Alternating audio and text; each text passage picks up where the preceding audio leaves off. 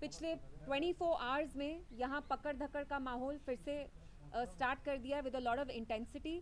हमने देखा कठुआ में हाउ अ 25-year-old मैन जिनका नाम मक्खन दिन है, उनको पहले जो SHO हैं कठुआ के, उनने उठाया, ब्रूटली डिह्यूमनाइज करके टॉर्चर किया।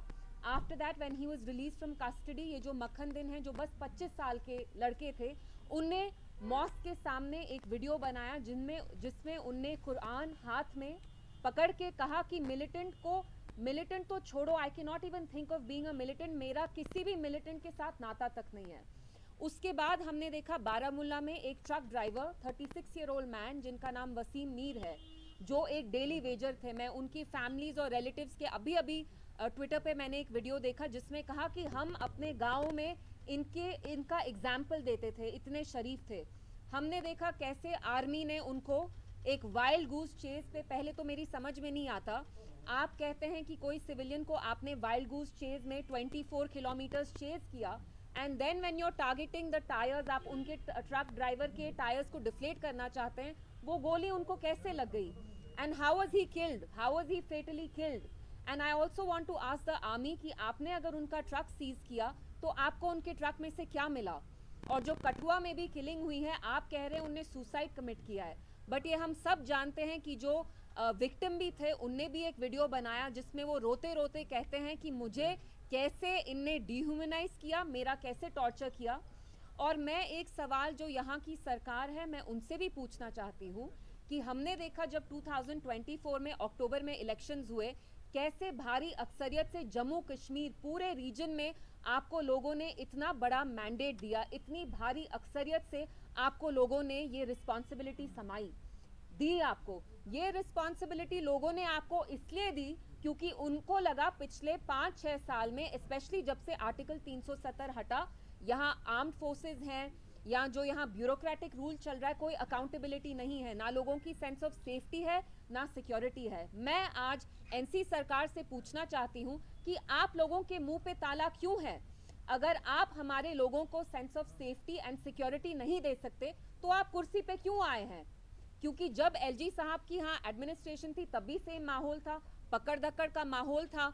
यहाँ जो इतनी सारी एजेंसीज हैं, वो एसआईए हो, नई नई एजेंसीज हो, पुरानी इंटेलिजेंस एजेंसीज हो, वो किसी को भी ओजीडब्ल्यू करार कह के, हाइब्रिड मिलिटेंट कह के उठाते थे, टॉर्चर करते थे। हमने देखा राजौरी पुंछ में दिसंबर 23 में आर्मी ने कैसे कोल्ड ब्लडेड तरीके से कितने सिविलियंस को वहां मारा, जो वहां इंक्वायरी भी हुई, Caravan has just done a story on it. So I want to ask the government कि पहले और अब में क्या फर्क है?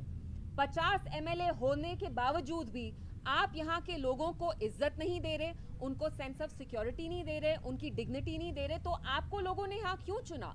आपको यहाँ लोगों ने इसलिए चुना ताकि आप यहाँ एक सेंस ऑफ अकाउंटेबिलिटी दे, एक रिलीफ दे। जैसे पहले यहाँ 5-6 साल में ह्यूमन राइट्स वायलेशंस होते आ रहे हैं, वो कहीं ना कहीं रुक जाते, अकाउंटेबिलिटी आती। लेकिन हमने देखा पिछले 2 दिन में कैसे दिन दहाड़े 2 लड़कों को मारा गया है, कोल्ड ब्लडेड मर्डर है, वो कठुआ हो या वो यहाँ बारामूला में हो, वसीम मीर जिनको शूट किया आर्मी ने। और मेरा आर्मी से सवाल है, जो हमारी यहाँ पुलिस है उनसे सवाल है, क्या आप OGW militant, hybrid militant terminology, ambiguous terms use करके हम सबको मिलिटेंट करार ठहराएंगे? क्या यहाँ पे सारे बैठे हुए लोग हम क्या मिलिटेंट हैं? How is it fair? हमने देखा है आर्मी में, पुलिस में कुछ officers are the black sheep, वो कैसे ह्यूमन राइट्स वायलेशंस करते हैं, लेकिन फिर भी I say you cannot paint everybody with the same brush. So my question to the police, my question to the armed forces is that how can you dub every Kashmiri as a militant? How can you paint all of us with the same brush? Are we all militants here? For how long will you keep exploiting this unbridled impunity that you have, whether it's through ASPA, whether it's through other laws that give you a wide scope of these powers, कि आप किसी भी लड़के को जाके गांव में से उठाते हैं, कहते हैं फलाना है, हाइब्रिड मिलिटेंट है, OGW है। कब तक आप ये टर्मिनोलॉजी यूज करते करते हमारे नौजवानों का खून बहाएंगे? जब हम ये नहीं कह सकते कि all police is full of black sheep, how can you paint all Kashmiris as militants? And मेरा फिर से एनसी सरकार से यही सवाल है कि आज आपके मुंह पर ताला क्यों है? आपके 50 एमएलए किस लिए आपने लिए? ताकि आप आज मुंह बंद करके बैठें जब हमारे नौजवानों का खून बह रहा है, जब 25 साल के लड़के को पुलिस टॉर्चर करती है and then he is found dead. यहाँ बारामूला में वसीम मीर हैं जिनको आर्मी ने मारा, and I want to ask them, what did you find from the truck? Has any evidence been found? I'm pretty sure they won't find anything. तो मेरा मकसद यहाँ आने का यही था, मैं आपसे बात करना चाहती थी। हमारे जो जम्मू कश्मीर की पूरी आवाम है, वो नौजवान हो, बुजुर्ग हो, there is a gripping sense of fear, insecurity, there is no sense of safety, there is no sense of dignity।